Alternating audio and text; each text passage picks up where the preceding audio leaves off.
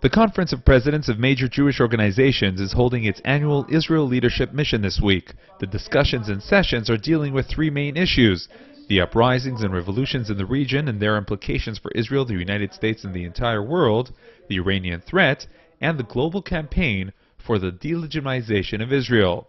While relating to the events in Egypt and other countries in the region, the participants try to strike a balance between avoiding presenting the events as being tied to Israel and between addressing the dangers and ramifications of the turmoil. I agree that we should not be interposing ourselves in the middle of the issue, but on the other hand, we have to recognize its potential impact on all of our concerns: the security of Israel, the future of the region, the energy, the economics, the global supply. There's so many factors: the Suez Canal, the supply of gas.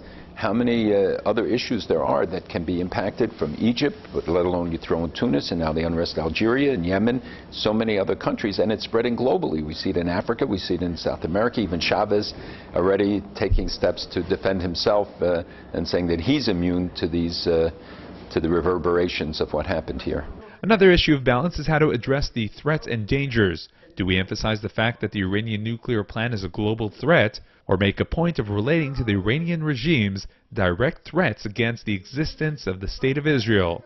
It's Ahmadinejad that's trying to make it a Jewish issue, explains Hoenlein. Well, he makes it a Jewish issue. We believe it's a global issue, and we have made this the campaign theme, that this is not a Jewish issue, it's not an Israel issue, it's a world issue. And I think that the public opinion polls show a complete reversal. Whereas 80% 2 years ago, 3 years ago, thought it was a Jewish issue, 80% today understand, in the United States at least, that this is a world issue, an American issue.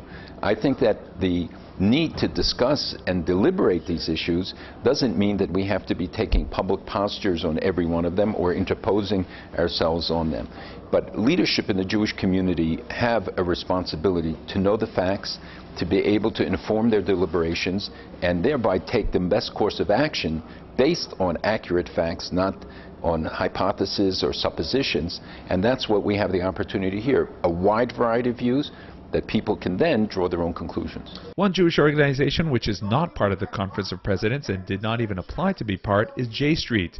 Hoenlein says that in his opinion, this organization won't be around for long. I think J Street is exposing itself by virtue of its activities, that people have come to see that they are not pro-Israel and not pro-peace by their activities.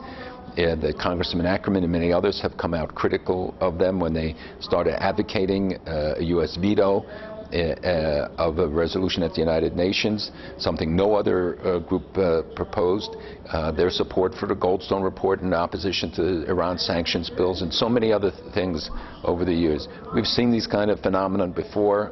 I believe it will go the way that the others went. Regarding U.S.-Israel relations, which seem to have gone through some rough times since President Obama came into office, Hoenlein is optimistic. I think the day-to-day relationships between the United States and Israel are very strong. You saw the visit of Admiral McMullen, you saw the words he used, you heard the words he used, that the relationship between the military is probably the best that it's been.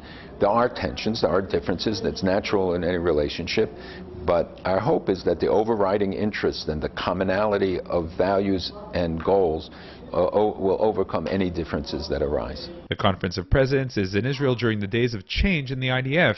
Outgoing Chief of Staff Ashkenazi, who came to speak at the conference, has historically had a good relationship with the American Jewish organizations for a long time. Gabi Ashkenazi understood the need on the Hasbara aspect. When I presented it, he acted immediately and has been very helpful. The IDF, I think, has really addressed the issue of delegitimization and understands its role, and it can be the critical party actually in this.